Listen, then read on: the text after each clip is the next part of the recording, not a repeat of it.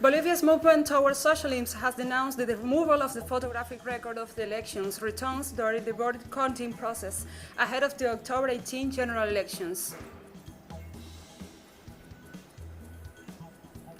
Cambodian and Chinese authorities signed a free trade agreement aimed at boosting their economic partnership.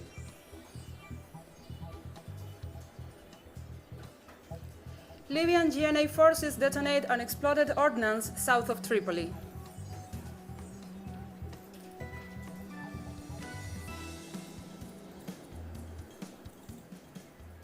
From the headquarters of TeleSUR English in Havana, Cuba, this is From the South, I'm Gladys Quesada.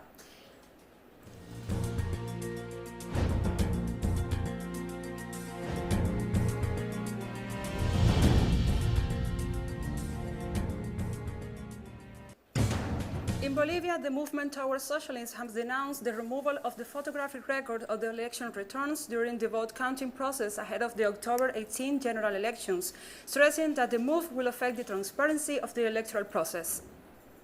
According to MAS lawmaker Roberto Calani, the publication of the photos of the election records is part of the process for the quick count of votes and is an essential part of the mechanism that ensures transparency in the audit process of the results.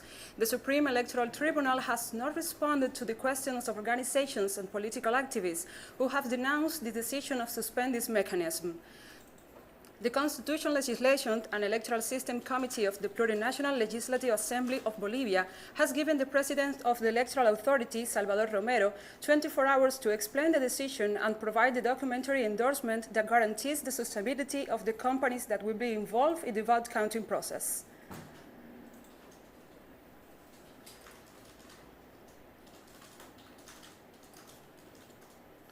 And Bolivia's de facto authorities arrested parliamentary candidate for the movement towards socialist Brenda Segovia this Monday, accused of illegally carrying weapons. The candidate was arrested and later released in the eastern city of Santa Cruz, where she had previously denounced attacks by several groups against the MAS Electoral Campaign Office. At the time of the arrest, violent groups approached Segovia's house to cause distress, while police took no measures against the aggressors. De facto government minister Arturo Murillo noted she will be prosecuted for illegally carrying a weapon after being claimed that she had been found with gas and also for the exclusive use of the police.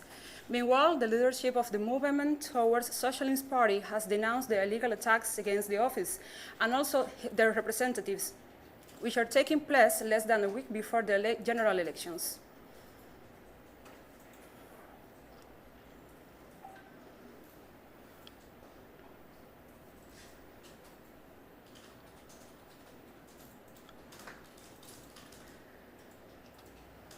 Venezuelan electoral authorities have announced the beginning of an auditing process of the voting machines to be used in the parliamentary elections on December the 6th. The officials of the National Electoral Council have stressed that the process is aimed at reviewing the technological system as well as the voting machines data. According to the technical report issued by the electoral body, the procedure implies the revision of the source code in order to verify the accuracy of the machines and also of the voting system. This is made to ensure the transparency before, during, and after the vote, while also securing the endorsement of the different political organizations and international electoral experts participating in the process.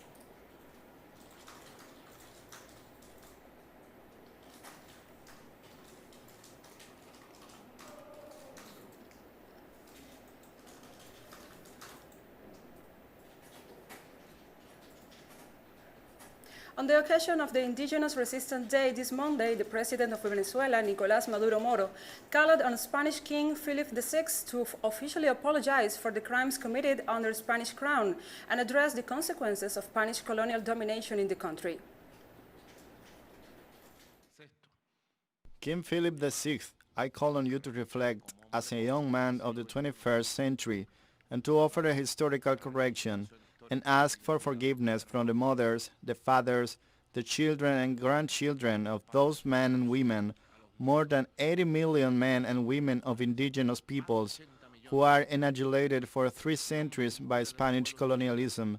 It is not the day of the races. It is not Hispanic Day.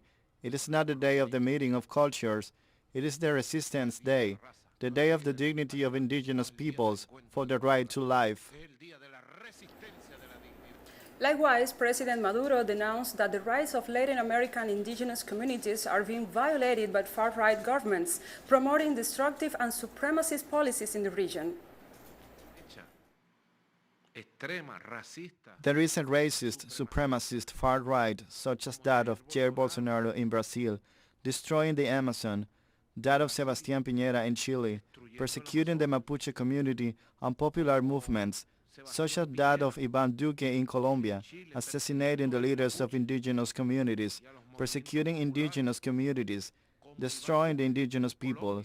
It is a supremacist, pro-imperialist right of Jair Bolsonaro, Piñera, Iván Duque, very racist, anti-indigenous, anti-Latin American.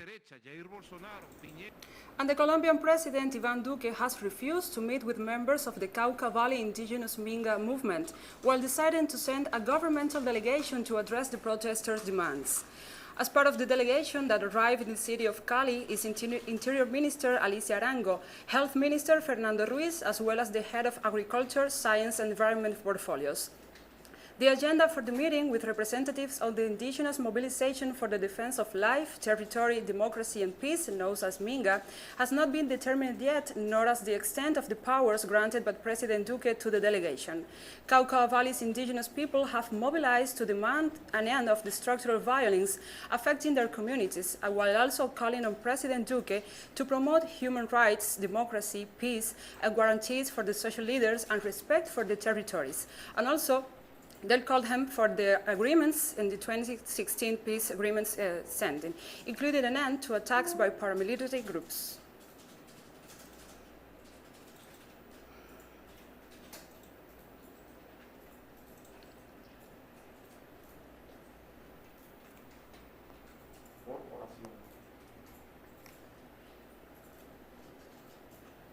The Confederation of Indigenous Nationalities of Ecuador has announced that it will sue the government of President Lenín Moreno for crimes against humanity. According to the Confederation, the accusations are based on human rights breaches suffered by those who mobilized in the protests against economic reforms promoted by President Lenín Moreno in 2019. Activists recall that they were victims of police brutality during the demonstrations, which left over 1,300 people injured and 1,000 dead, while thousands of citizens were detained. Indigenous representatives noted that they will present the case before the Public Prosecutor's Office, while highlighting it will also be submitted to international organizations in case the Prosecutor's Office refuses to accept the case.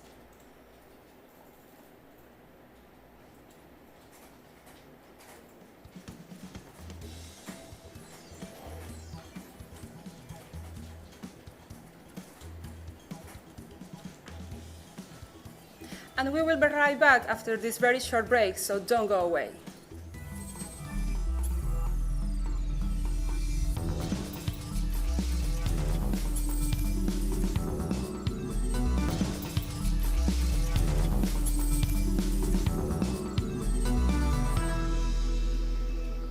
Welcome back to From the South.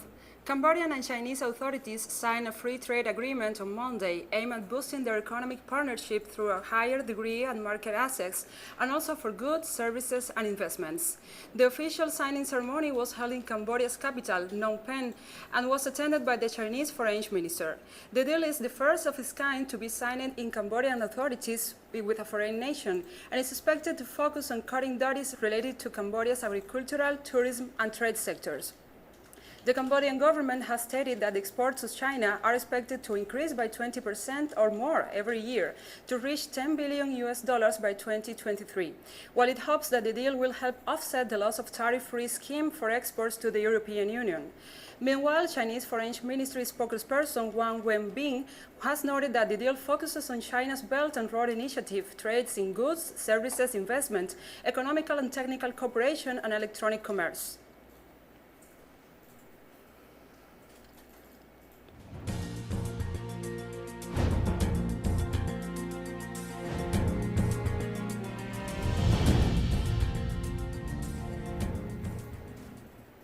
Demonstrators gathered near the United States Supreme Court building in Washington, D.C. this Monday to reject conservative Supreme Court nominee Judge Amy Coney Barrett, who began her confirmation hearing by deeply divided Senate Judiciary Committee. Judge Amy Carter Barnett was nominated by President Donald Trump to fill the seat of the late liberal Supreme Court Justice Ruth Bader Ginsburg, known for her support to women's rights, who passed away on September 18. The 48-year-old conservative and Catholic Judge Barrett is known for her opposition to abortion and same-sex marriage, while her confirmation will shift the balance on the Supreme Court significantly on the right.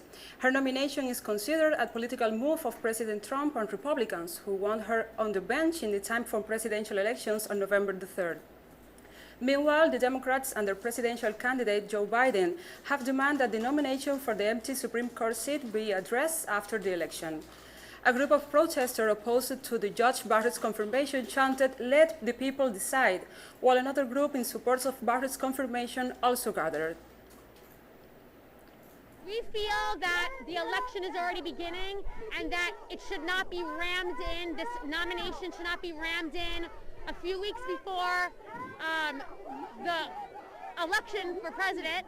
Whoever serves on the Supreme Court is not going to affect me that much, but it's going to affect my children, my grandchildren, and all young people in our country are going to live with the consequences of Amy Coney Barrett getting confirmed for the rest of their lives. Trump has no mandate to appoint 3 extremists to the Supreme Court. He lost the popular vote by 2.87 million votes. So this is the minority imposing their views on the majority, and it's fundamentally undemocratic, and it must stop.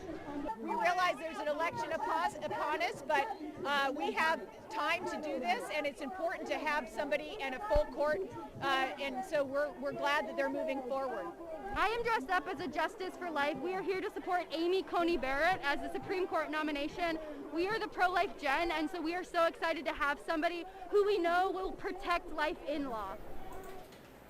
The presidential race continues to advance in the United States, where President and Republican candidate Donald Trump and Democratic candidate Joe Biden will not meet for a second presidential debate, which was scheduled to take place on October 15. President Trump traveled to the U.S. state of Florida this Monday, where he presented his proposals and new projects to several citizens. Meanwhile, his rival Joe Biden held a rally in the U.S. state of Ohio, where he commented on his strategy to respond to the COVID-19 economic and health crisis. According to a recent poll published by the Washington Post, Biden continues to lead with 54% of voting intention, while Trump enjoys 42% of popular support. Meanwhile, the Commission of Presidential Debates announced the cancellation of the second face-to-face debate between the two candidates on last Friday because of disagreements on the format, while pointed out that there was still the possibility of a third and final debate, as both campaign teams have stressed they remain committed to participating in the event scheduled for October 22 in Nashville.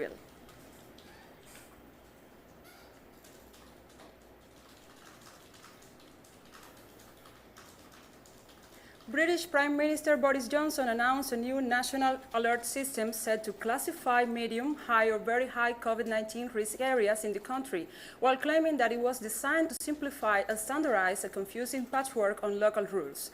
Meanwhile, health authorities have noted that the COVID-19 death toll is on the rise, having already reported the highest figure in Europe, and also 43,000. The number of cases has quadrupled in the last 3 weeks.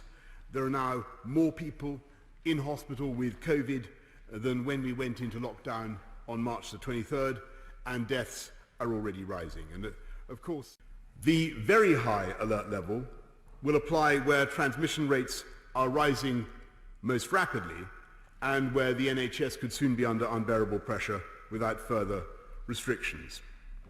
In these areas, the government will set a baseline of prohibiting social mixing indoors and in private gardens, and, I'm sorry to say, closing pubs and bars. And we have more stories coming up after this final break, so stay with us.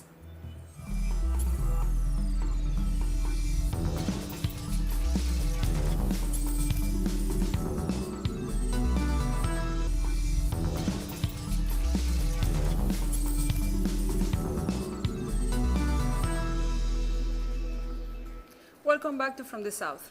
Libyan GNA forces detonate unexploded ordnance south of Tripoli. Explosive ordnance disposal (EOD) units of the recognized Libyan government of the National Accord (GNA) gathered and detonate about 55 tons of unexploded ordnance uncovered.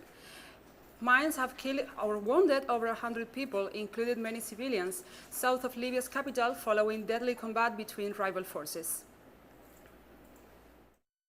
Today we started transferring the war violations that have been collected during the last period from the areas of clashes south of Tripoli to the areas of their explosion and execution in the Al-Hira area. This is one of the ways for collecting about 25 tons of these violations and transporting them to the bombing site in the Al-Hira area. United Nations officials have called on Armenian and Azerbaijani authorities to fulfill the agreements reached in Moscow on humanitarian ceasefire in the disputed Nagorno-Karabakh region, following reports of new clashes in the area on this Monday. And today I can tell you that we are very disappointed to receive reports of ceasefire violations from the region and consider such violations unacceptable. The Secretary General condemns any targeting and attacks against civilian populated areas anywhere and regrets the loss of life and injuries. The Secretary General again reminds the parties of their obligations under international humanitarian law to protect civilians and civilian infrastructure and to refrain from any action that could also risk widening the fighting beyond the immediate zone. We also stress that we call on all parties again to fulfill their agreements to a humanitarian ceasefire and other commitments announced in Moscow. We also share the High Commissioner's for Human Rights' alarm at the suffering of civilians. Announced over the weekend the resumption of Turkish authorities reiterated the country's jurisdiction to conduct scientific and technical studies in the Aegean and Eastern Mediterranean seas, as research operations were set to resume in the disputed waters, sparking criticism from Greece. We have jurisdiction in the Aegean and the Mediterranean. We have jurisdiction that was recorded by the UN. We carry out scientific and technical studies in these areas under our jurisdiction. This is not a threat to anyone. They are attacking these scientific and technical studies we do.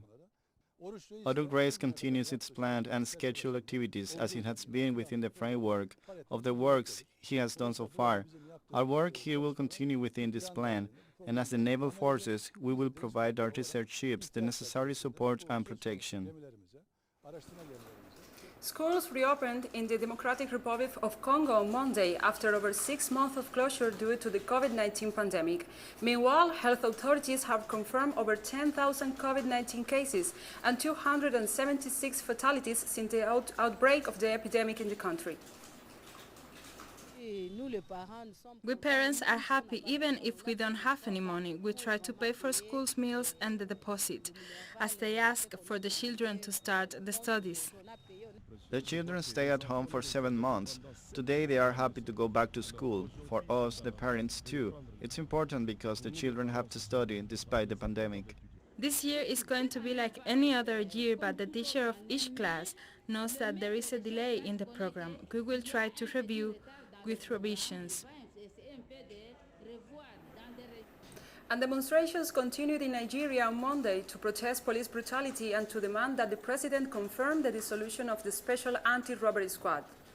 Protesters blocked a major street in Nigeria's capital, Abuja, and the main highway in the country's largest city, Lagos, while urging President Muhammadu Buhari to confirm the dissolution of the police squad through an executive order.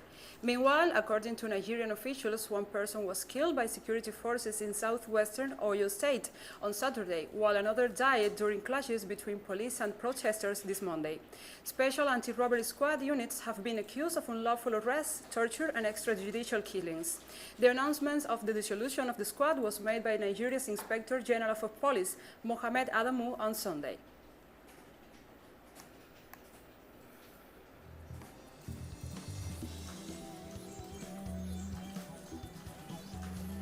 And we have come to the end of this news brief. You can find this and many other stories on our website at telesurenglish.net. And also you can join us on social media, Facebook, Twitter and Instagram. For TeleSUR English, I'm Gladys Quesada, and thank you for watching.